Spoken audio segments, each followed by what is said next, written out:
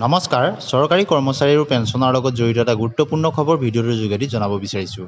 আপোনালোকে স্ক্ৰীনত নিশ্চয় দেখিছে, এইখন এখন এক্সিকিউটিভ অৰ্ডাৰ আৰু শেহতীয়া 16 জুন তাৰিখত আহিছে। শেহতীয়াকৈ অসম চৰকাৰে কেবিনেটত যি ঘোষণা কৰিছিল 2% মৰগীয়া বানচ অৰ্থাৎ DA আৰু DR সেই সম্পৰ্কত এখন এক্সিকিউটিভ অৰ্ডাৰ প্ৰকাশ কৰিছে। আপোনালোকে নিশ্চয় দেখিছে। এতিয়া আপোনালোকে এই চলিত মাহৰ দৰমহাৰ লগত আপোনালোকে 2% DA লাভ কৰিব আৰু পেঞ্চনাৰসকলে যিহেতু এই মাহৰ পেঞ্চন শেষৰ ফাললৈ এই মাহতে লাভ কৰিব, তেওঁলোকে পেঞ্চনৰ লগত 2% লাভ কৰিব।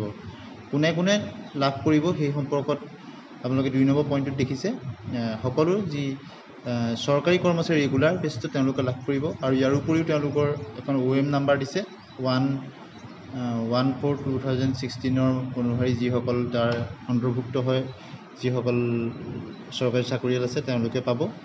আৰু 3 নম্বৰ পইণ্টত দিছে মাষ্টাৰ ৱৰ্কছাৰ্ছ কৰ্মচাৰীসকলৰ ক্ষেত্ৰতো এই 2% DA দিয়াৰ প্ৰযোজ্য হ'ব। গতিকে ROP আণ্ডাৰত থকা যিসকল তেওঁলোকেও নিশ্চয় পাব।